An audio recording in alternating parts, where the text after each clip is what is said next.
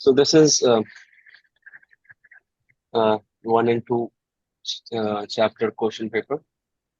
उसका पहला क्वेश्चन सबका सही है। हाँ इसका मतलब बता रहे हैं इस क्वेश्चन का।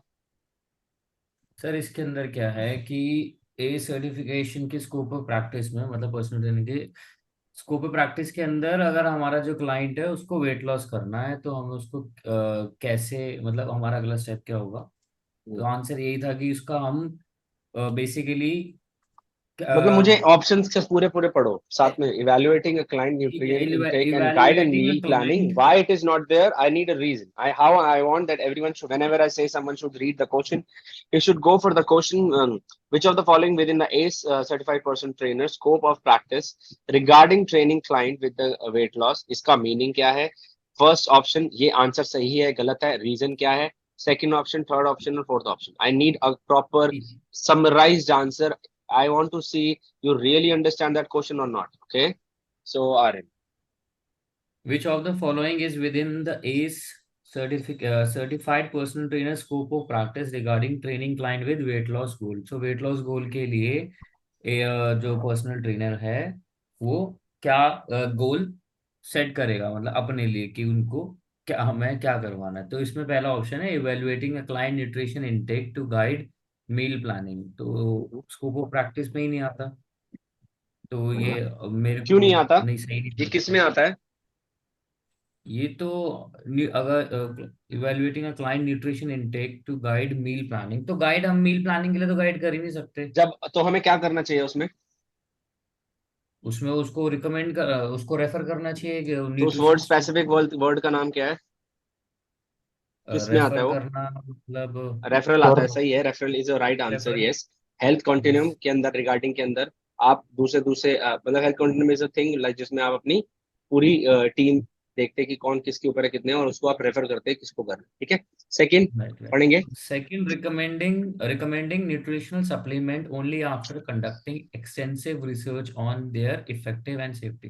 तो न्यूट्रिशनल सप्लीमेंट भी रिकमेंड नहीं कर सकते हम, ये भी हमारे स्कोप ऑफ प्रैक्टिस से बाहर है। मतलब हम जनरल नॉलेज दे सकते हैं, बट हम कोई सप्लीमेंट नहीं हाँ, दे सकते। बट ठीक साथ है। में उस पर रिसर्च और कोई एक्सटेंसिव सेफ्टी हमने करी है, वो अपने लिए अलग बात है, पर हम किसी और के हाँ, ऊपर नहीं दे सकते ये सब चीज। Third, designing exercise program that leads to increased energy expenditure and positive change in the body composition. So weight loss करना है तो हमें ऐसा एक्सरसाइज प्रोग्राम डिजाइन करना चाहिए जिससे उसकी जो एनर्जी है, मतलब उसकी कैलोरीज बर्न करवाना, और उसके लिए एक अच्छा बॉडी कॉम्पोजिशन के लिए एक प्रोग्राम डिजाइन करना जो बेसिकली उसका वेट लॉस गोल है। तो मुझे ये ज्यादा सही लगा था, तो मैंने ये चूज किया था।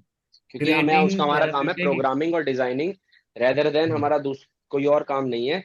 हमारा काम है उसको एक अच्छा एक एक्सरसाइज प्रोग्राम बनाना, और उसको बिहेवियर के लिए मोटिवेट करते हैं, उसको डिजाइन करते हैं, उसी हिसाब से हमें पर्सनलाइज प्रोग्राम उसके लिए बनाना और उसको आगे बढ़ाना। ठीक है। थर्ड फोर्थ पॉइंट क्यों नहीं है? Creating therapeutic exercise program to help client with low back pain to improve core stability। मतलब मुझे लगा कि वेट लॉस के अंदर तो ये पॉइंट आना ही नहीं चाहिए, तो मैं तो इस वजह से ही इसको ignore। हाँ, तो ये कौन, ये अगर वैसे एक्चुअल में किसका पॉइंट है?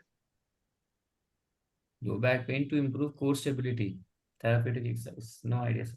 सर ये ये हाँ, सागर बताइए। सर ये हेल्थ कॉन्टिनम के अंदर आता है। ये हमारा role of scope of practice के अंडर में नहीं आता, क्योंकि थेरेपेटिक के अंदर एक जो हेल्थ कॉन्टिनम का स्पेशलिस्ट है वही इस चीज को वो कर सकता है आगे ट्रेन, ठीक है, या उसको सजेस्ट कर सकता है। डन है। Next question.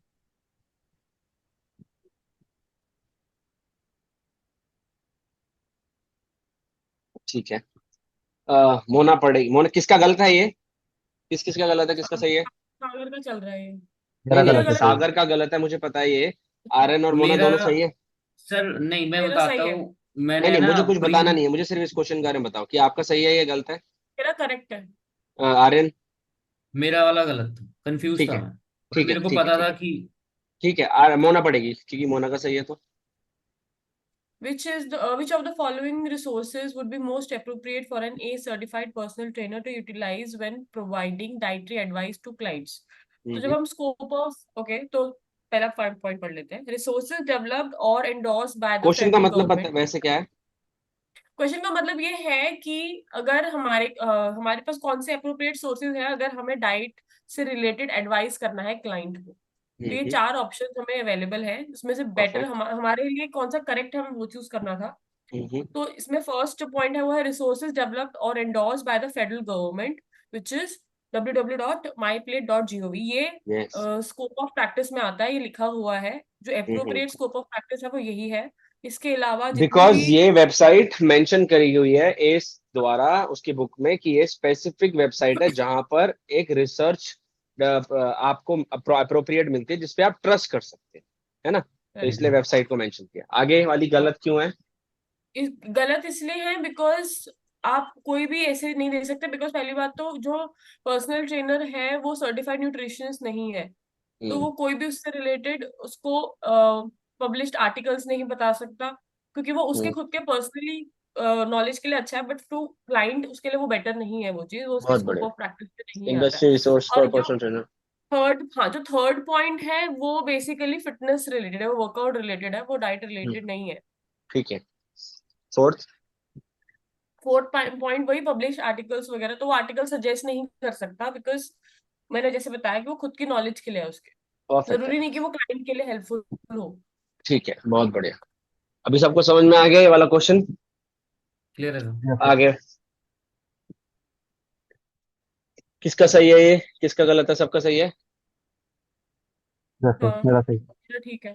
हाँ, सागर का तो सही है, सामने दिख ही रहा है, पर बाकी लोगों का पूछ रहा हूँ। आर्यन सही है क्या? मेरा मेरा ठीक है। आर्यन? आर्यन का चेक कर लेते सही है हैं। मेरा ये वाला। सही है। एक मिनट चेक कर लो। हाँ सही है सही है। आर्यन का, आर्यन का बढ़िया। ठीक है ये वाला। सागर पढ़ना चालू कर, समझा इसका सब कुछ। Which of the following would be outside the scope of practice for age certified personal trainer? यानी कि हमारे एज पर्सनल ट्रेनर के स्कोप ऑफ प्रैक्टिस से बाहर है। हम्म। तो उसके बारे में पूछा गया है, discussing proper technique and appropriate uses of dynamic stretching. Hmm. हम इसके अंदर बताया है proper technique and appropriate uses of dynamic stretching के बारे में बताया है। ये हमारे हम्म। स्कोप ऑफ प्रैक्टिस के अंदर में आता है। Teaching a client technique for self myofascial release, ये भी हमारी under the scope of practice के अंदर आता है। हम्म। मायोफेशियल रिलीज करना। Offering solution to a client who exhibits sign of depression that impact exercise adherence. अब ये एक कहा जाता है मेडिकल से रिलेटेड, क्योंकि वो डिप्रेशन एक स्टेज पे है टूवर्ड्स इम्पैक्ट एक्सरसाइज को फॉलो करने के लिए। तो वो हम्म। हमारे रोल ऑफ स्कोप प्रैक्टिस के अंदर नहीं आता। तो हम क्या कहते हैं, हेल्थ कॉन्टिन्यूम के अंदर रिकमेंडेशन दे सकते हैं, बट हम खुद इस चीज के ऊपर काम नहीं कर सकते, क्योंकि हमारे role of scope of practice से बाहर है। बढ़िया।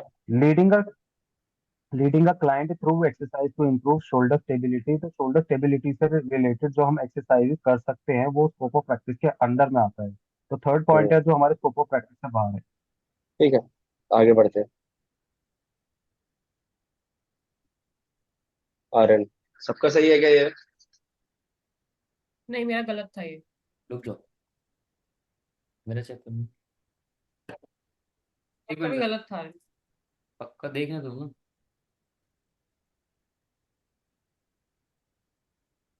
एक सेकंड सर। हाँ,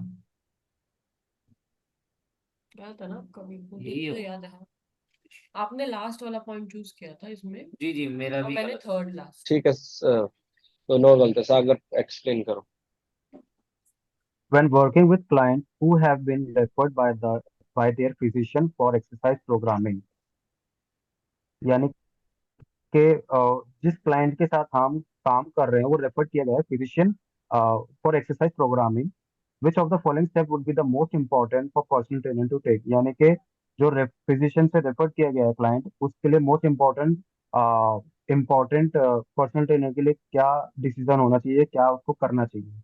हम्म। Obtain return permission from the client prior to continuing with referring physician, यानी कि हमारे को अपने क्लाइंट से रिटर्न पेपर लेना चाहिए सिग्नेचर के साथ, जिसके अंदर हम उसके जो फिजिशियन है उससे बात कर सकें। तो पहले हम क्लाइंट से परमिशन लेंगे in return, hmm. Then we will talk to the physician. Hmm. Second option है इसमें, call the referring physician to thank them for the referring and promise to refer clients with medical needs in return। ये बढ़िया। ये गलत है क्योंकि हम direct call नहीं कर सकते बिना परमिशन के, तो ये पॉइंट भी गलत होगा इसके लिए। और Okay. प्रॉमिस करने वाला जो ऑप्शन है वो भी हमारा इसका पार्ट नहीं है इसमें। Third point, ask the client if the personal trainer can contact the referring physician. हम क्लाइंट से पूछ के फिजिशियन से बात नहीं कर सकते। Can contact the referring physician, उससे हम बात नहीं कर सकते क्योंकि हमें रिटर्न में ही चाहिए होता है, उसके बिना, उसकी परमिशन के बिना हम डायरेक्ट बात नहीं कर सकते। ताकि हमारे पास रिटर्न में कोई प्रूफ हो, बस नॉर्मल एक बात है इसके लिए। जी सर। चलो आगे। Provide.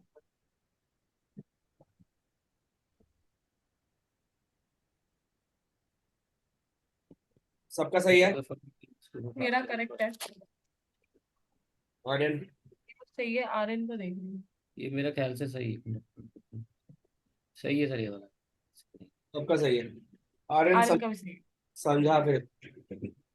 Which of the following with in the scope of practice for A certificate personal trainer. तो ये हमारे स्कोप ऑफ प्रैक्टिस के अंदर कौन सा आता है? तो counselling client through behaviour challenge that negatively impact exercise. Counselling नहीं कर सकते हम। Rehabilitation exercise programme for client, तो रिहेबिलिटेशन वाला भी हमारे स्कोप ऑफ प्रैक्टिस से बाहर है। और फिजिकल थेरेपी जो इसमें लिखा हुआ है वो बाहर है हमारे स्कोप ऑफ प्रैक्टिस से। Conducting fitness assessment and health screening to identify exercise limitation, तो ये हम कर सकते हैं। असेसमेंट के बारे में मैंने पढ़ा था कि हम फिटनेस असेसमेंट कर सकते हैं क्लाइंट का और देख सकते हैं कि उसकी क्या लिमिटेशंस है एक्सरसाइजेस की, जो हमारे स्कोप ऑफ प्रैक्टिस के अंदर आते हैं। Recommending a specific diet to help, again diet वाला पॉइंट हमारा है ही नहीं, तो वो भी हम नहीं ले सकते, तो ये भी हमारे स्कोप ऑफ प्रैक्टिस से बाहर। तो ये चीज। ठीक है, आगे।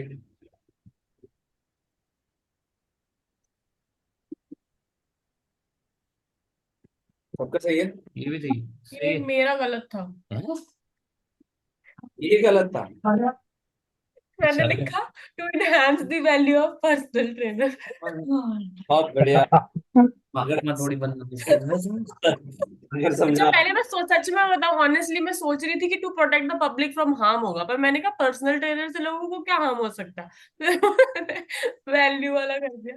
पे हार्मफुल बाद में हंसी आई अनहेल्दी इतनी। लाइफस्टाइल वो सब कुछ नॉर्मल। समझाने की जरूरत नहीं है। क्लियर है सर ये वाला? हाँ, ये तो ठीक अगला। बड़े अटपीटी गलतियां हुई हैं हम सबसे ना। है। मेरे से तो बहुत मुझे गंदी बहुत हंसी आई बाद में जब मैंने देखा फिर ठीक है, करके। सबका सही है ये? हाँ, ये सही है। आई थिंक यस, ये भी मेरा सही है। ठीक है, मैंने समझा इसे। कौन कौन समझाएगा? Sir?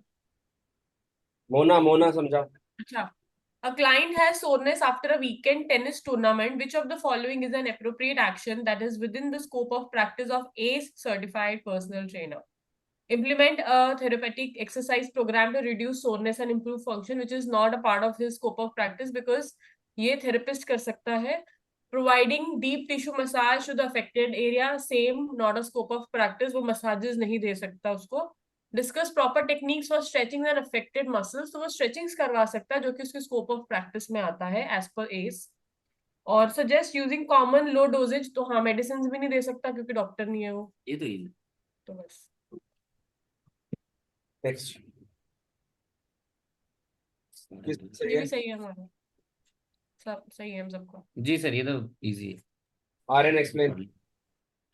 According to the Centers of Disease Control and Prevention, which of the following is a key risk factor of chronic disease? तो chronic disease के अंदर हमारे जो 4 पॉइंट थे उसमें से कोई एक चीज पूछा है इसके अंदर, तो थोड़ा सा घुमा फिरा के पूछा। जैसे prior habit of tobacco use, तो प्रायर हैबिट होनी चाहिए, ऐसा भी नहीं है।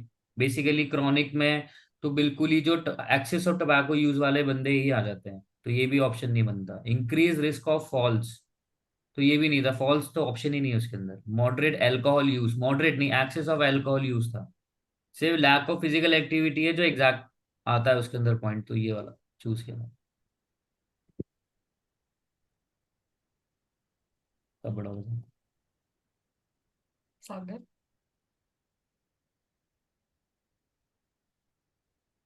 वही है क्या मैं बोला था। ये वाला मेरा भी गलत एक मिनट था। चेक करना है। हाँ, ये वाला मेरा भी गलत था। एक मिनट सर, मैं भी चेक कर लूँ please. Lack of acute activity की वजह से क्या क्रॉनिक बीमारी थी या एक्यूट थी? सर एक मिनट में पढ़ लूँ, एक बार मैं देख लूँ मेरा गलत है या पहले मेरा वाले होगा शायद ये। एक मिनट, इसको एक बार रुक जाओ दो। इससे गलत पहले क्वेश्चन में जो गलत था। फिजिकल लैक ऑफ फिजिकल आवाज आ रही है? जी जी जी। इससे पहले वाले क्वेश्चन में लैक ऑफ फिजिकल एक्टिविटी की वजह से क्रॉनिक डिसीज और एक्यूट डिसीज में दोनों में अंतर क्या है? क्रॉनिक डिसीज और एक्यूट क्या होता है? एक्यूट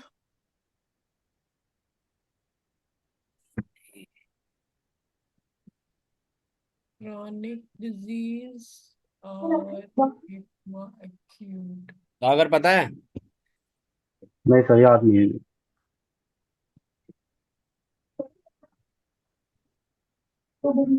एक्यूट डिजीज वो तो नहीं है जो जेनेटिकली होता है?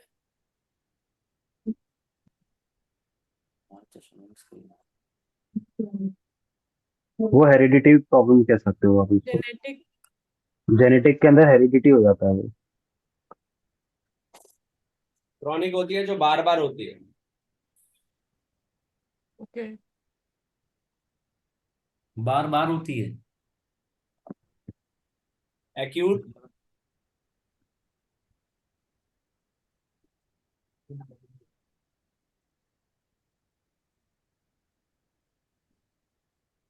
क्रॉनिक होती है जो बार बार होती है। एक्यूट क्या होती है?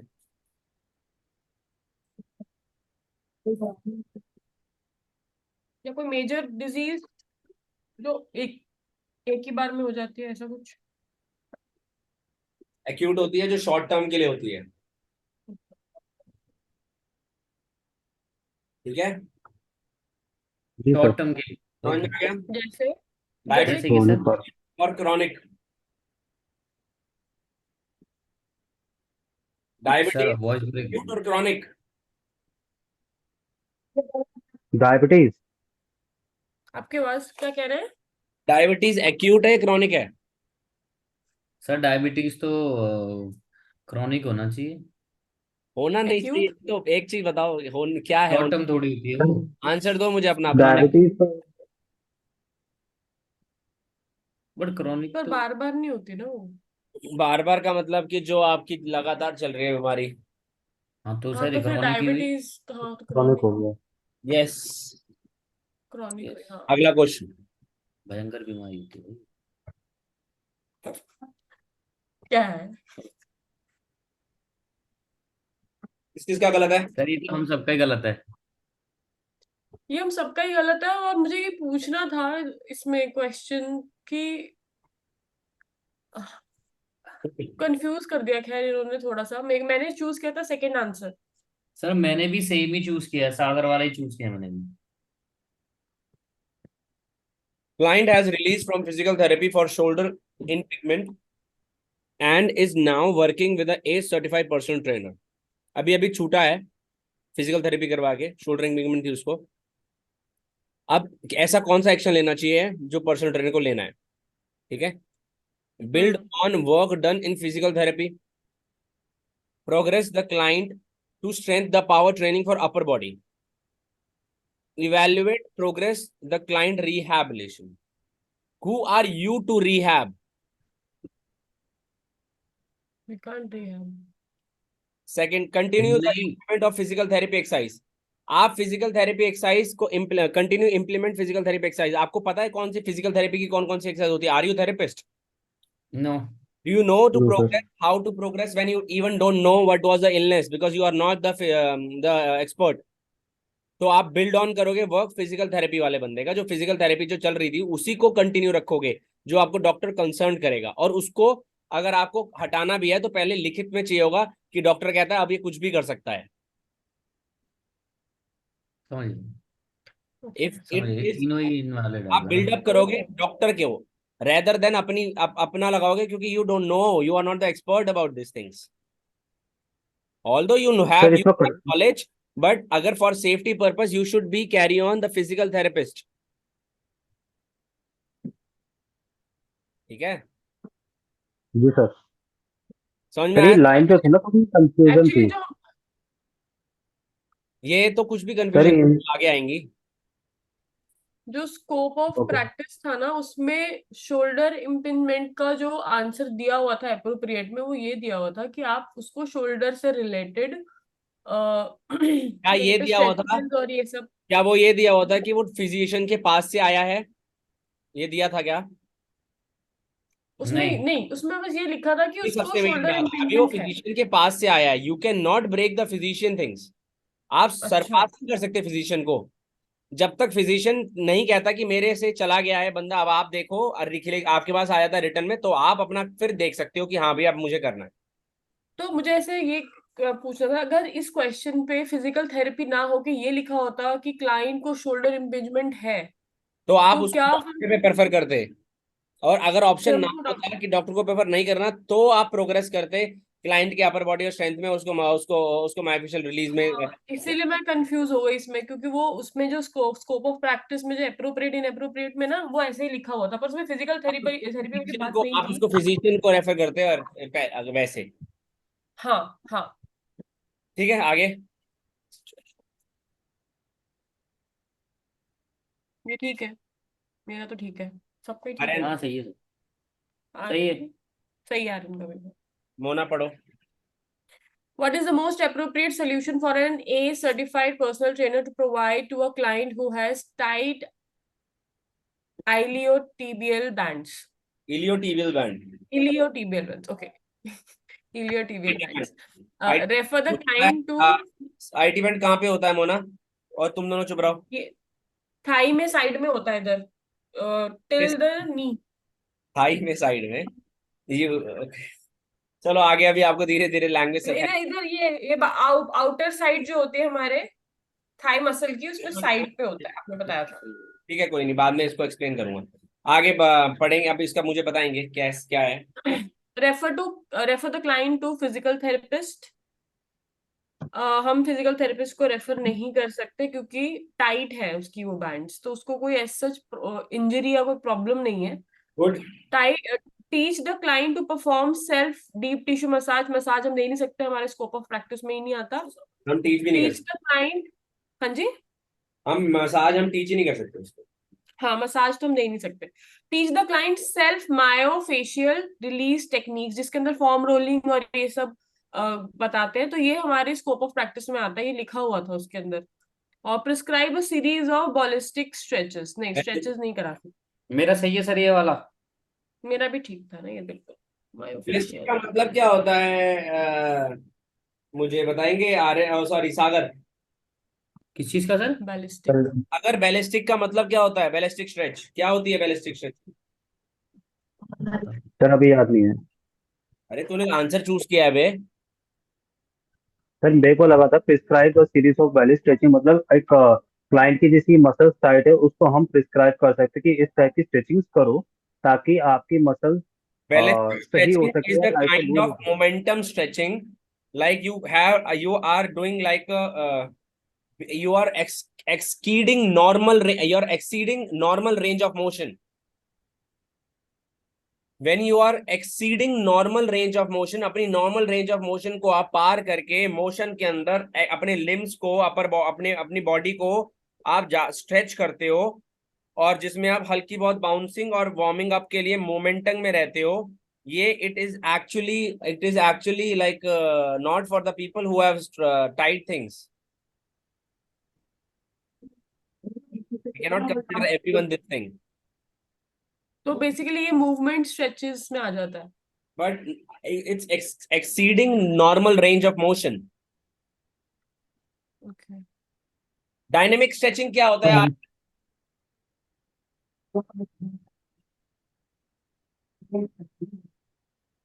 सर आपकी वॉइस नहीं आ रही है। डायनेमिक स्ट्रेचिंग क्या होता है? डायनेमिक डायनामिक स्ट्रेचिंग जिसके अंदर हम एक ही पोजीशन पे होते हैं, पर हम मूवमेंट्स करते हैं बहुत ज्यादा, जैसे अम, अपना भुजंग पर्वत हो गया, ऐसा। सागर, डायनेमिक स्ट्रेचिंग क्या होती है? सर डायनेमिक स्ट्रेचिंग होती है पोस्ट वर्कआउट में, जैसे हम स्ट्रेच करके मसल को होल्ड कर लेते हैं, उसको डायनेमिक स्ट्रेचिंग कहते हैं। नहीं, मेरे अच्छा, ख्याल से होल्ड नहीं करते डायनामिक में। आई सर अगर होल्ड तो फिर स्टैटिक नहीं स्टैटिक रहेगा। हो जाएगा ना वो तो। वो होल्ड तो फिर आइसोमेट्रिक स्टैटिक में नहीं आएगा सागर। होल्ड तो सर स्टैटिक होगा। स्टैटिक के अंदर मोमेंटम वाली स्ट्रेचिंग होती है। क्या डायनेमिक स्ट्रेचिंग एक तरह की एक्टिव स्ट्रेचिंग नहीं होगी? एक्टिव होगी। हाँ डायनेमिक हाँ, मतलब जिसके क्या अंदर होता है पहले बताओ। डायनेमिक मतलब हो गया सर, कोई भी चीज जो थोड़ी सी एक्स्ट्रा, मतलब एक्स्ट्रा एफर्ट्स लग रहे हैं उसके अंदर, मूवमेंट्स। मूवमेंट कर रहे हैं, कोई होल्ड नहीं है उसमें। जिसमें डायनेमिक्स हो, जिसमें अलग अलग डायनेमिक्स के अंदर बॉडी स्ट्रेच हो रही हो, थोड़ा सा फोर्स आ रहा हो। हाँ हाँ, मतलब वही, मतलब मैं उसको एक्सप्लेन नहीं कर पा रही हूँ, बट लाइक किक, मुझे हाँ पता है। लाइक हील अपनी आप सर जो कर रहे हो, लाइक किकिंग कर रहे हो, या फिर जंप, हल्की हल्की पावर जंप्स हैं, हाँ हैव हैंड रेस करके बास्केटबॉल स्ट्रेच करते हुए, तो वो हाँ डायनेमिक स्ट्रेचिंग में आएगा सब कुछ। हाँ हाँ हाँ। जाने में मतलब मोमेंटम वाली स्ट्रेचिंग, और स्टैटिक मोमेंटम मतलब नहीं बोला मैंने, मोमेंटम तो हर किसी में आ ही रहा है, मोमेंटम तो बैलिस्टिक में भी है, but forceful momentum, like it's like little bit of force, like small jump, like kick your butt, like stretch your kick, not like so much, but in the range of it depends upon person to person, like how fit they are, range of motion cross कर रहा है या नहीं कर रहा, पर kicking भी, kicking तेरी डायनामिक में आएगी। और स्टैटिक में क्या होगा सर? होल्ड। स्टैटिक तो बच्चे होल्ड हुआ ना। ओके, तो मैंने उल्टा बोल दिया। तेरे आर्म सर्कल, तेरे इसमें आर्म स्विंगिंग, तेरा high stepping, heel to toe walk करना, लंज करना ट्विस्ट करते हुए, स्टेप ओवर करना, ये सारा चीजें डायनेमिक स्ट्रेचिंग में आता है। अगला क्वेश्चन। ठीक है सर।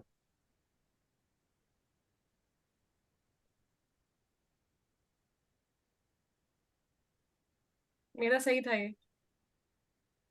सही था मेरा। आर्यन का भी ठीक था। सही था मेरा। आयरन पढ़। A client who has problem performing activities of daily living would benefit most from providing which of the following? So जिस client को इम्प्रूविंग, daily activity, हाँ भाई, most from improving, not providing. हाँ, तो बेसिकली जो जिस client को daily activity करने में प्रॉब्लम आ रही है, ठीक है, तो उसको उसको इम्प्रूव करने के लिए हम उसको क्या चीज करवाएंगे बेसिकली। सो मसल स्ट्रेंथ नहीं करवाएंगे, क्योंकि बिल्कुल ही आई गेस बिगिनर है वो इन द सिचुएशन। परफॉर्मेंस भी थोड़ा एडवांस में चली जाती है, परफॉर्मेंस बेस्ड मूवमेंट नहीं करवा सकते उसको। एजिलिटी, कोऑर्डिनेशन एंड रिएक्टिविटी भी नहीं करवा सकते, क्योंकि ये भी थोड़ा सा एडवांस हो जाता है। आईएफटी एक मॉडल फंक्शनल में, मूवमेंट करवा आईएफटी सकते मॉडल में जो कार्डियो रेस्पिरेटरी ट्रेनिंग है, उसका, उसके 3 स्टेप कौन कौन से हैं Sagar? Base training, fitness training, performance training. और उसके दूसरे स्ट्रेंथ के? स्ट्रेंथ के हैं फंक्शनल मूवमेंट, नहीं functional movement, load and speed. जी सर। तो फंक्शनल मूवमेंट समझ में आया सागर, क्यों हुआ? सर मैं थोड़ा सा इसमें कंफ्यूज था, अभी मैंने पढ़ा सुबह। एक में होता है स्टेबिलिटी और काइनेटिक चेन बताया है, और एक के अंदर दूसरा था पॉइंट। बस इन दोनों को मैं कंफ्यूज था, डायनेमिक मूवमेंट और स्टैटिक मूवमेंट था एक में। डायनेमिक एंड स्टैटिक तो मूवमेंट। मेरे को सर बेटा पीछे फंक्शनल मैंने मूवमेंट क्या होते हैं? सर जिसके अंदर कोर से रिलेटेड बताया गया है, core movement, functional, core strengthening. Functional क्या होते हैं? फंक्शनल, फंक्शनल मूवमेंट क्या होते हैं? कोई बताएगा मुझे फंक्शनल मूवमेंट क्या होते हैं?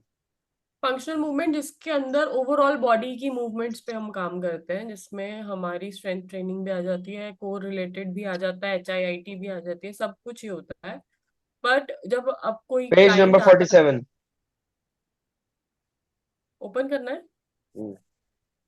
सर कौन सा 47? 37, 47। 47।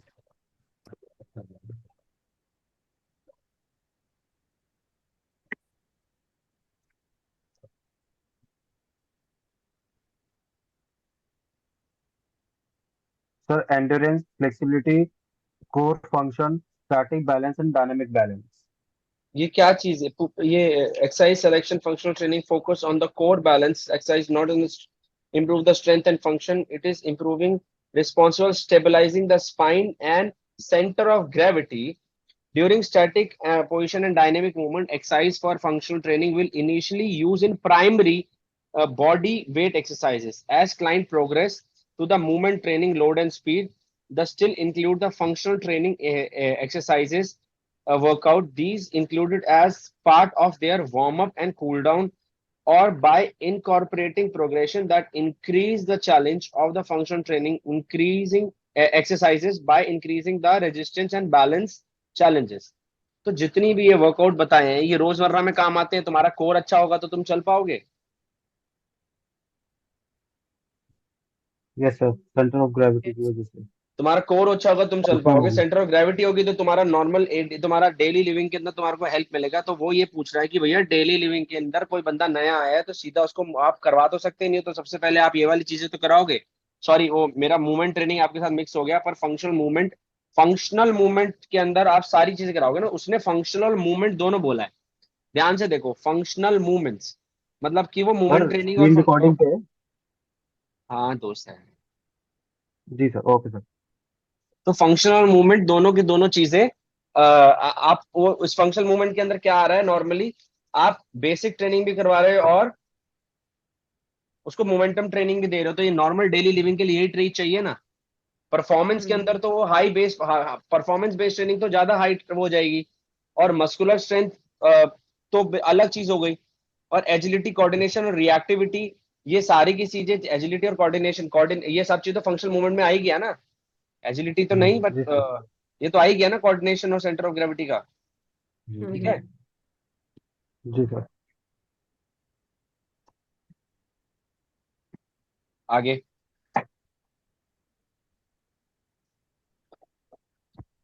सबका सही है।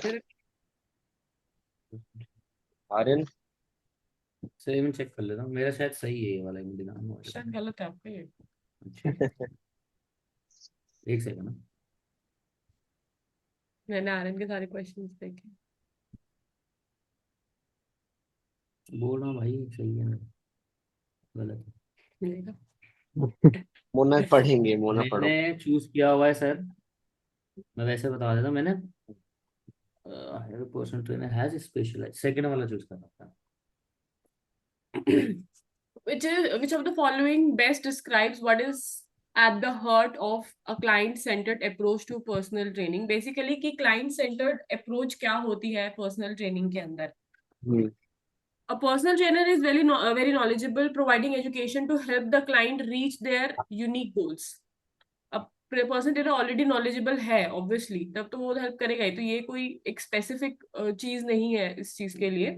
दूसरा, the personal trainer has specialised skills that help the client overcome barriers to achieve fitness and performance goals. तो इसमें सेम वही बात आती है कि पर्सनल ट्रेनर के पास स्किल्स है, पर जरूरी नहीं है कि वो स्किल्स से वो रिलेट कर पाए इतना client. The personal trainer is focused on the client, helping the client to achieve their goal for health, fitness and improve quality. Basically, client पे फोकस रहता है ट्रेनर का बहुत ज्यादा। तो उसका ये नहीं होता कि मेरी स्किल्स क्या है, वो देखता है कि क्लाइंट की रिक्वायरमेंट क्या है, उसके हिसाब से उसको हेल्प करता है अचीव करने के लिए उसके गोल्स हेल्थ एंड फिटनेस के अंदर। और लास्ट पॉइंट है, the personal trainer sets personalised goals. और इसमें भी गलत ही है, बिकॉज पर्सनल ट्रेनर अपने खुद के पर्सनलाइज गोल सेट नहीं कर सकता, वो क्लाइंट से रिलेटेड ही होने चाहिए। क्लाइंट का एक कोलैबोरेशन होना चाहिए इस पर्टिकुलर गोल के लिए। समझ आ गया सबको? जी सर। जी सर। आगे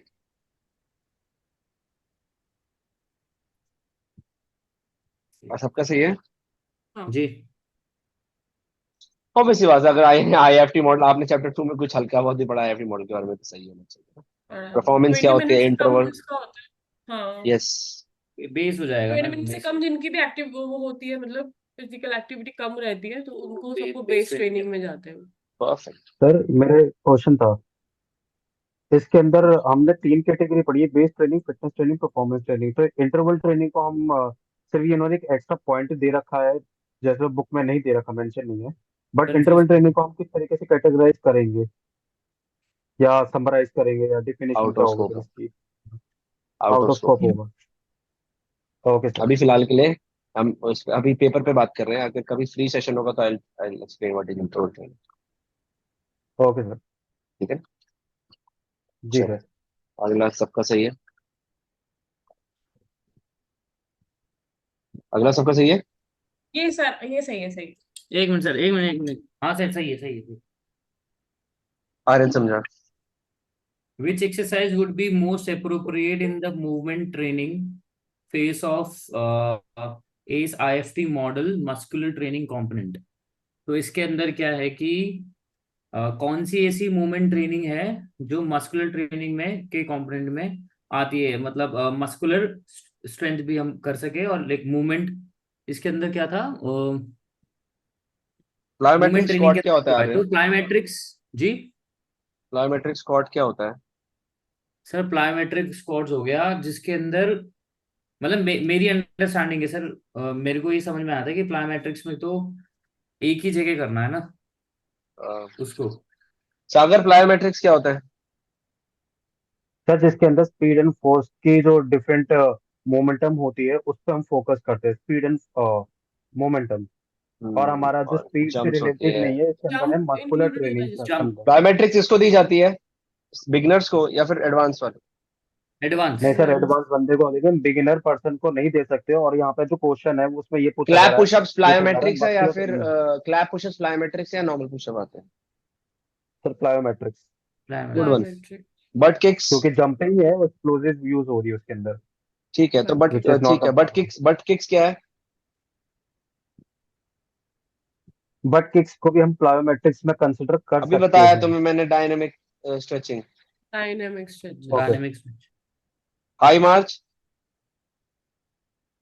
मार्चिंग करते वही है ना ये high march, point. High march kicking आएगी बड़ी बड़ी आगे तक। ओके। हम्म। हाई मार्च, हाँ सर, ये डायनामिक में आएगा। बढ़िया जी। अब बॉडी वेट लंजेस, ये तुम्हारे बिगिनर्स के लिए है ये बच्चे। मस्कुलर, बिगिनर्स के लिए मस्कुलर ट्रेनिंग का ये एक बहुत सही आंसर इसलिए होगा क्योंकि यहाँ पे मस्कुलर ट्रेनिंग कंपोनेंट पूछा जा रहा है, हम्म, इसलिए। बढ़िया। और मूवमेंट ट्रेनिंग फेज में ही ये बॉडी वेट लंजेस क्यों है? ये कौन से मूवमेंट ट्रेनिंग के अंदर आते हैं? ये आ गए उसमें, single leg move. Single leg movement. Single leg. हाँ भाई, बहुत बढ़िया। चलो आगे। सिंगल।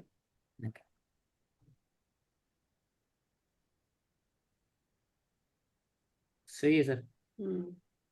जो अभी तुम्हारे को इंटरवल ट्रेनिंग को HIIT मॉडल में भी चेंज करेंगे, मतलब ये इंटरवल दे रखा है तो वो हाई इंटरवल ट्रेनिंग वाली आएगी, एक ऐसी पॉइंट बता।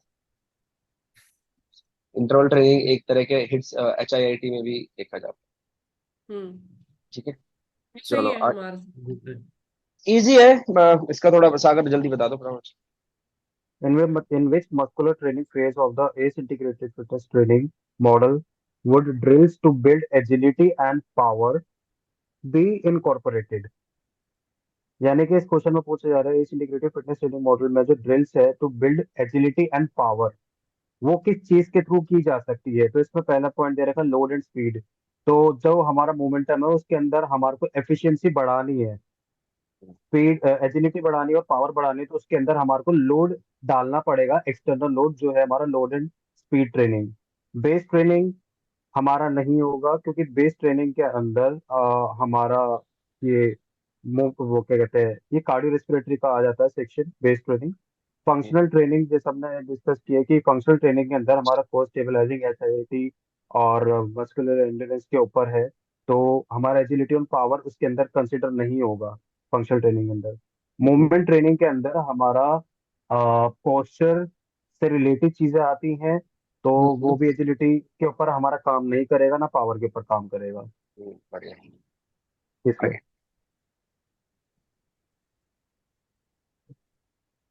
मेरा गलत। करेक्ट है। मेरा करेक्ट। मेरा गलत था। क्या मोना समझाएंगे? A a periodized training plan that incorporates workout before the first ventilatory threshold below VT1, between below VT1 and the second ventilatory threshold VT2, and above VT2 would be most appropriate for which of the following clients? तो इसमें ये बोल रहे हैं कि जिसमें ये सारे कवर अप होते हैं, जिसमें VT1 VT2 और अबव VT2 कौन से पर्टिकुलर क्लाइंट के लिए, क्योंकि VT2 एक शॉर्ट टाइम के लिए ही आप जा सकते हो, ऐसा नहीं है कि आप उसको लॉन्ग टाइम के लिए स्ट्रेच कर सकते हो। तो उसके बेसिस पे हमें ये चूज करना है कि वो कौन से क्लाइंट के लिए अप्रोप्रिएट होता है। तो मैंने ये चूज किया था मैराथन, बिकॉज मैराथन के अंदर जब वो शुरू करेगा तो वो VT1 से स्टार्ट करेगा, और करते करते जब उसको स्पीड लेनी है तो वो VT2 पे जाएगा और वापस से वो धीरे धीरे रिवर्स आना स्टार्ट हो जाएगा, बिकॉज वो रनिंग कर रहा है। और उसके बाद सेकंड पॉइंट आता है client training for a 50 mile charity bike ride. अब इसमें वो चैरिटी के लिए बाइक राइड कर रहा है, तो उसके लिए स्पीड मैटर नहीं करता। इसमें उसको कोई कंपटीशन नहीं है, उसको कुछ अचीव, उसमें कोई एक पर्टिकुलर गोल नहीं है उसका कि उसको बहुत सबसे पहले पहुंचना है। A client playing in a local recreation basketball league, same इसमें भी ऐसे ही है। इसके अंदर वो मूवमेंट कर रहा है, पर उनका मेन फोकस ये नहीं है कि हमें जीतना है, क्योंकि एक नॉर्मल सी लोकल रिक्रिएशन लीग में है वो। दूसरा, client training to hike mountain Whitney. Whitney. तो हाँ, विटनी। तो इसके अंदर क्या है कि वो हाइक कर रहा है बेसिकली। तो हाइक के अंदर वो, उसको VT2 पे जाने की जरूरत ही नहीं है, वो अपने आप को कंट्रोल कर सकता है। क्यों? हाइक करते करते आ गया तो? नहीं, बट उसके अंदर आने की इतने, क्योंकि उसके अंदर भी ऐसा नहीं है ना, उसको वो रेस्ट कर सकता है ना, बट अगर वो मैराथन कर रहा है तो उसके पास रेस्ट करने का नहीं है, उसको वो चीज अचीव करनी है। उसके अंदर वो ब्रेक्स ले सर लेके कर सकता है।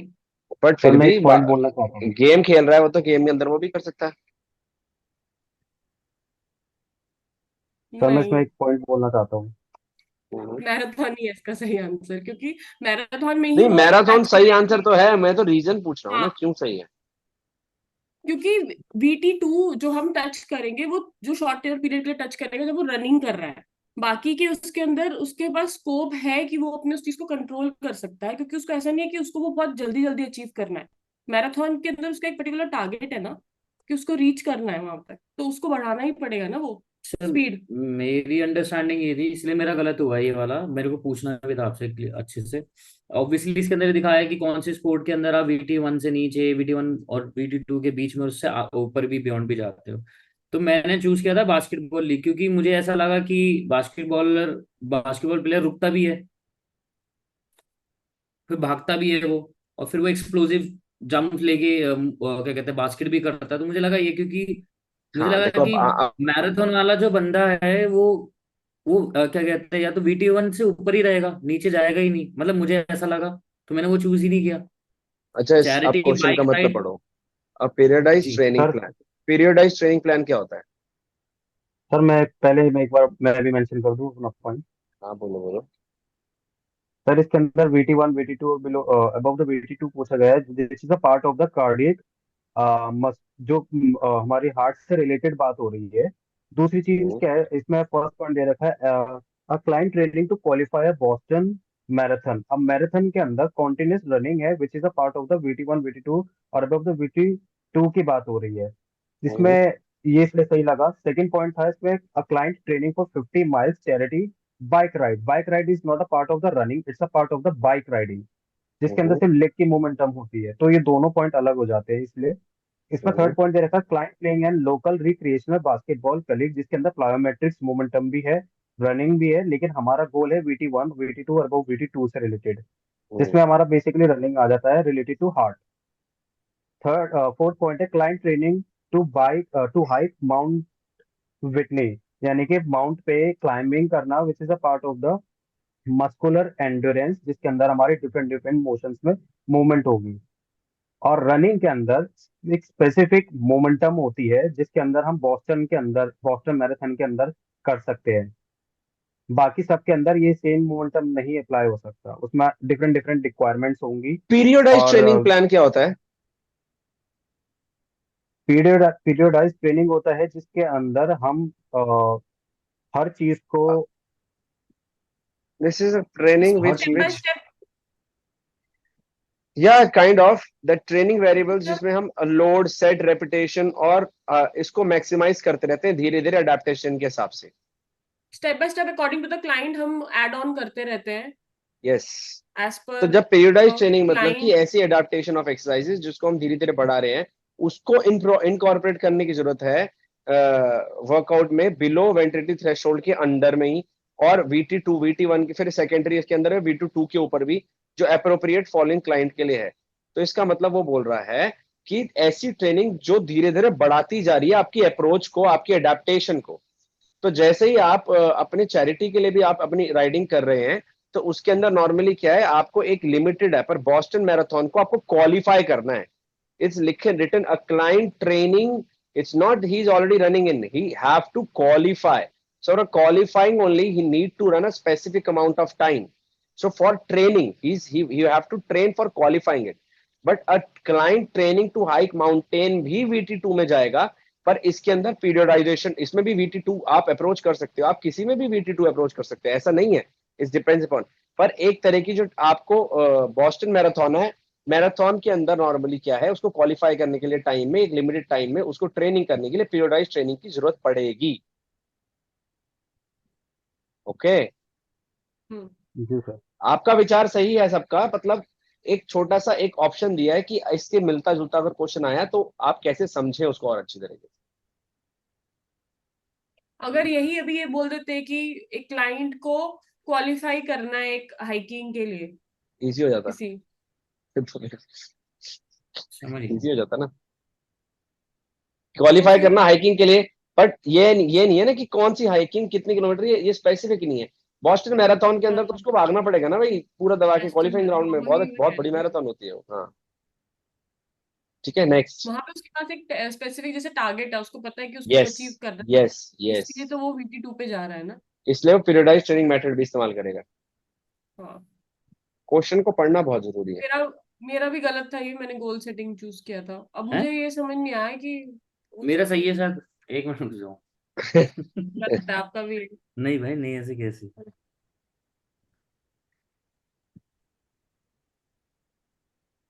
मैं बोल रहा हूँ सही है। 6 के 6 निकालो ना।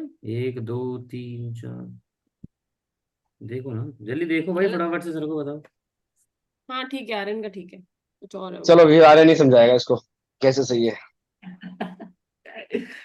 So, which of the following is most important factor of personal trainer to focus on a create a client center approach? तो इसके अंदर ट्रेनर को क्लाइंट सेंटर अप्रोच के हिसाब से क्या मतलब, उसका क्या फोकस होना चाहिए? तो इसमें क्लाइंट एक्साइटमेंट, मेरे को तो पॉइंट ही नहीं लगा ये। बिल्डिंग रिपोर्ट, क्योंकि यही हम पढ़ रहे थे अभी हम अपने इस करंट चैप्टर में, तो मुझे था कि हाँ, जितना रिपोर्ट को हम जितना बिल्ड रैपोर्ट। करेंगे, रापोर्ट को, तो उतना हम क्लाइंट सेंटर अप्रोच रख पाएंगे। तो ये मैंने बढ़िया। पॉइंट इसलिए यूज किया। गोल सेटिंग भी मेरे को नहीं, लॉजिक नहीं लगा, और चैलेंजिंग एक्सरसाइजेस भी नहीं लगा, क्योंकि ये वर्ड मैंने, गोल सेटिंग तो फिर भी पढ़ा हुआ था हमने, ये वाले तो मेरे को मैंने रीडिंग में नहीं देखा मैंने। एक्चुअली ओ, गोल सेटिंग इसलिए लिखा है क्योंकि गोल सेटिंग के पॉइंट में क्लाइंट सेंटर्ड अप्रोच की बात हुई है, और हाँ, बिल्डिंग रिपोर्ट में भी हुई है, दोनों में ही ये हाँ, दोनों मेरा भी बातें यही हुई पॉइंट है। था। मेरा भी यही हाँ, पॉइंट था कि क्लाइंट है का ना। एक सेंटर रिपोर्ट, यानी कि क्लाइंट के गोल पे हमारे को बात करनी है, जो भी करना है हाँ। वो पर गोल जब तक सेटिंग के रिपोर्ट नहीं नीचे होना बनाओगे, चाहिए। जब तक हम उसको हाँ, सेंटर अप्रोच रख नहीं सकते ना, तो इसलिए। करेक्ट तो करेक्ट ये वाला करेक्ट। पॉइंट रिपोर्ट हमने, इज द फर्स्ट पॉइंट, तो पहले हम रिपोर्ट चूज राइट, करेंगे, वो मुझे क्लियर हो वो गया। पहला पॉइंट भी था हमारा ये वाला फोर्थ में भी ना, तो मुझे रिलेट कर गया कि हाँ। बिल्डिंग रिपोर्ट ही सही है, अच्छी है गुड इसलिए। वन। नेक्स्ट।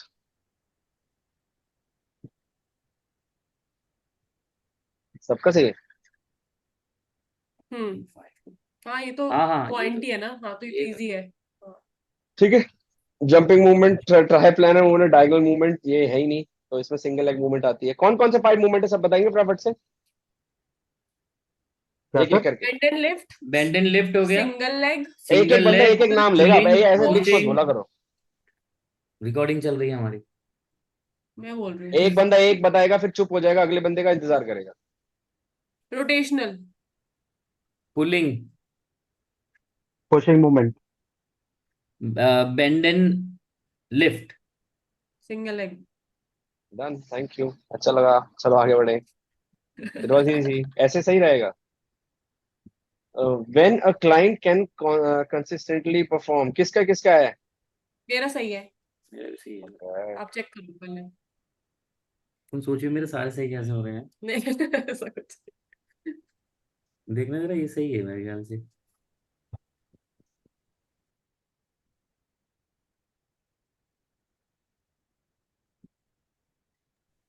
सागर सही, सागर अभी समझ में आ गया है, नहीं समझ में आया? हाँ लिखो, सर क्वेश्चन समझ पढ़ो। में आ गया, लेकिन जैसे मैंने बेस ट्रेनिंग का ना पढ़ा था, उसमें भी मोड ये मैं सही है, पेज 45 पे मेंशन सही है किया आपका। हुआ है, कार्डियो रेस्पिरेटरी ट्रेनिंग का जो वो है टेबल, उसमें लिखा है hmm. Focus on moderate intensity cardio respiratory exercise while keeping on emphasize on enjoyment. और इसके जो दो दो तीन इसमें पॉइंट थे, इसमें पढ़ते कीप हैं। Intensity. When a client can consistently perform moderate intensity training, physical activity for 20 minutes or more on at least 3 days per week, they should be training in which cardio or respiratory phase of fitness training. ACE IFT model? तो आप जब ठीक 20 minute से ज्यादा कर लेते हैं, तो इसमें हमें बताया था कि आप बेस ट्रेनिंग से ज्यादा फिटनेस ट्रेनिंग में जा सकते हैं। याद है? राइट। हम्म, यस सर। लिखा भी हुआ उसमें। याद है मेरा आपको? सही है सर ये वाला। हाँ, ओके, सही है, मेरे को बढ़िया। इसमें सर, मेरे बहुत को अच्छे इसमें से। ये पॉइंट याद था कि अगर क्लाइंट नॉन स्टॉप 20 मिनट्स तक अचीव कर लेता है तो ड्यूरिंग द टॉप वो टेस्ट तो विदाउट यही बोल एनटी1, रहा है, तो वो बेस यही ट्रेनिंग बोल रहा आता है। है। उसने मॉडरेट इंटेंसिटी ट्रेनिंग में 20 मिनट तक ट्रेनिंग कर रहा है, हफ्ते में 3 दिन, तो वो फिटनेस ट्रेनिंग में जा सकता है अब। बस मैं बेस यहाँ पे थोड़ा ट्रेनिंग। सा कंफ्यूज इस चीज को लेके हो गया कि वो ये पूछ रहा है कि 20 मिनट्स अगर वो नॉन स्टॉप कार्डियो कर सकता है तो वो किस ट्रेनिंग में आएगा। बट इसको क्वेश्चन में ये पूछा गया था कि नेक्स्ट किस पे जा सकता है, और बस यहाँ थोड़ा सा कंफ्यूज हो गया और मैंने बेस बेस ट्रेनिंग कर ट्रेनिंग में दिया। तो ये रहता है ना सागर, जो 20 मिनट से कम। हम्म। तो 20 मिनट से नहीं, कम नहीं है, 20 मिनट तो कर ही रहा है। 20 मिनट नहीं, इसको बताया 20 मिनट्स तक कर सकता है, तो नहीं नहीं बेटे, बिलो द अगर टॉप आप टेस्ट। 20 मिनट तक करते हो तो आप फिटनेस ट्रेनिंग के लिए जाते हो। जैसे ही आप हाँ, 20 मिनट कर लोगे मॉडरेट इंटेंस ट्रेनिंग 3 दिन हफ्ते में, तो आप फिटनेस ट्रेनिंग के अंदर स्टार्ट कर दोगे। तो इट्स लाइक अ तो कर लेवल। ही नहीं रहा है, 20 मिनट से कम में ही है जो, तो फिर वो हो जाएगा ना बेस के अंदर। मैं भी इसी में था थोड़ा सा अटका हुआ बेस ट्रेनिंग और फिटनेस में, बट फिर वही जो लॉजिक था यही समझ में आया लास्ट में कि ये 20 मिनट्स तो कर ही रहा है और ऑलरेडी मॉडरेट आगे इंटेंसिटी पे भी कर रहा है, लो इंटेंसिटी पे भी नहीं कर रहा, तो मुझे लगा ठीक है फिटनेस ट्रेनिंग में ही आना चाहिए फिर तो आगे इसलिए। नेक्स्ट। सबका सही है।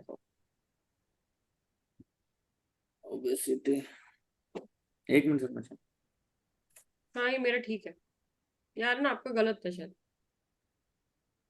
क्या आपका भी ठीक है क्या शायद ये वाला? नहीं नहीं नहीं, गलत है सर ये। ठीक है, मेरा ठीक। मोनम पढ़ेंगे। An ACE-certified personal trainer begins working with a new client who has obesity and is apprehensive about beginning an exercise program. Which of the following approaches would be most effective in helping the client achieve early success in the first session? तो basically कि एक client है, उसको obesity की problem है, पर उसको exercise करना ही करना है, उसको स्टार्ट करना है, वो बहुत इंटरेस्टेड है। तो इसमें से कौन सा ऐसा सिचुएशन है जो उसके लिए हेल्पफुल रहेगा फर्स्ट सेशन में? Sir Administer the Rockport Fitness Walking Test to determine the client's cardiovascular fitness. तो ये हम नहीं करेंगे। ये मैंने कर दिया था चूज, गलती गलती। रॉक्स फिटनेस वॉकिंग टेस्ट क्या होता है? रॉक हाँ, स्पोर्ट फिटनेस ट्रेनिंग मैंने तो ये टेस्ट। पढ़ा ही नहीं था। मैंने तो देखा, ये तो टॉपिक हमने कहीं देखा ही नहीं है, तो मैंने कहा ये तो हो ही नहीं मुझे सकता। लगता है इन्होंने ना गलती से वॉकिंग टेस्ट की वो जगह मैं कहीं रॉकपोर्ट नहीं पढ़ा था टॉकिंग मैंने। टेस्ट की जगह ना वॉकिंग टेस्ट लिख दिया इन्होंने। नहीं नहीं, मेरे को तो ये था कि पॉइंट मैंने पढ़ा ही नहीं कहीं पे, तो मैंने इसलिए चूज नहीं किया ये। हम्म। Conduct the push-up and bodyweight squat test to determine upper and lower body strength to inform exercise program design. तो हम पहले ही दिन क्लाइंट को हम पुशअप नहीं बोलने को कर सकते, और बेवकूफ वो कर ही नहीं सकता क्योंकि वो बिगिनर है, लिखा हुआ है उसमें, राइट ओबेसिटी भी है उसको। राइट। थर्ड पॉइंट आ जाता है, have the client perform exercises that provide the trainer with basic feedback about the clients current movement abilities and fitness. जो हम लोग यूजुअली भी करते हैं कि कोई क्लाइंट ऐसा आता है जो बहुत ज्यादा हेल्दी है, तो हम उसको बोलते हैं कि आप क्या कर सकते हो, आप एक बार हमें करके दिखाओ, तो हमें समझ में आता है कि उसका ब्रीदिंग लेवल कैसा है, वो कितनी मूवमेंट्स कर पा रहा है, कितनी उसकी रेंज ऑफ मोशन जा सकती है। तो उसके हिसाब से ट्रेनर को एक फीडबैक मिलता है अबाउट द क्लाइंट, और थोड़ी सी उसको हेल्प मिलती है कि वो कैसे और करंट मूवमेंट के हिसाब से वो हेल्प कर सकता है क्लाइंट को। लास्ट आ जाता है, access the client's body composition using skin fold method. तो अब फैट तो चेक करने का कोई फायदा नहीं, क्योंकि वो ओबेसिटी है, उसको पता ही है, तो इसमें फैट चेक करने से कोई हेल्प नहीं मिलेगा उसको बेसिकली। तो थर्ड पॉइंट इसलिए वैलिड है। सर मैं इसमें कुछ अपना पॉइंट बता देता हूँ। इसमें एक तो एप्रिहेंसिव मतलब डाउट होता है ना सर। अप्रहेंसिव अबाउट बिगिनिंग, यस, मतलब उत्साहित। उत्साहित है मतलब ठीक करना है, ही है उसको। तो वो डाउटफुल था ओबेसिटी को लेके। मैंने थर्ड पॉइंट इसलिए चूज किया क्योंकि have the client perform exercise that provide trainer with basic feedback about the clients current movement abilities and fitness. अब जब उसको ऑलरेडी पता है क्लाइंट को कि वो ओबेसिटी वो फैटी है, तो हमारे को उसको फैट का परसेंटेज निकालने का कोई बेनिफिट नहीं होगा, बिकॉज ही नोज। तो हमारा काम है उसका असेसमेंट लेना, ताकि हम उसको ये बता सकें कि आपको किन किन चीजों पर काम करना चाहिए ताकि आपको ओबेसिटी लेवल को हम कम कर सके, कम कर सके। तो हमारे मेरे लिए ये पॉइंट इसलिए जरूरी था, ये इसलिए मैंने ये टिक किया। हाँ, मतलब असली में वैसे मतलब वही कि अप्रेंटिस मतलब उत्साहित नहीं, मतलब एग्जैक्टली उसको बोलेंगे कि थोड़ा मतलब कंफ्यूज। वो कंफ्यूज है, उत्तेजित है, मतलब उस चीज के लिए कि थोड़ा मैं हाँ, करूं, क्या अनश्योर है। होगा। हाँ, हाँ ये क्या होगा, रिलेक्टेंट, प्रोज एंड कॉन्स में अभी भी। रिलेक्टेंट वाला। प्रोज एंड कॉन्स में अभी भी। जी सर। ठीक है, तो बढ़िया रहा आप लोग। तो आप, आई होप 1 और 2 चैप्टर आप लोगों के लिए बिल्कुल क्लियर हो गया होगा। हाँ बहुत हेल्पफुल था ये, और बहुत अच्छे से इन्होंने वीडियोस में भी वीडियोस भी एक्सप्लेन बहुत किया है। अच्छी थी इनकी। सर मेरे को एक पॉइंट मेंशन करना है, मैंने वीडियोस कल देख रहा था, wifi voice working properly, but सिर्फ वीडियोस ओके, नहीं चली इसके अंदर बहुत सारी।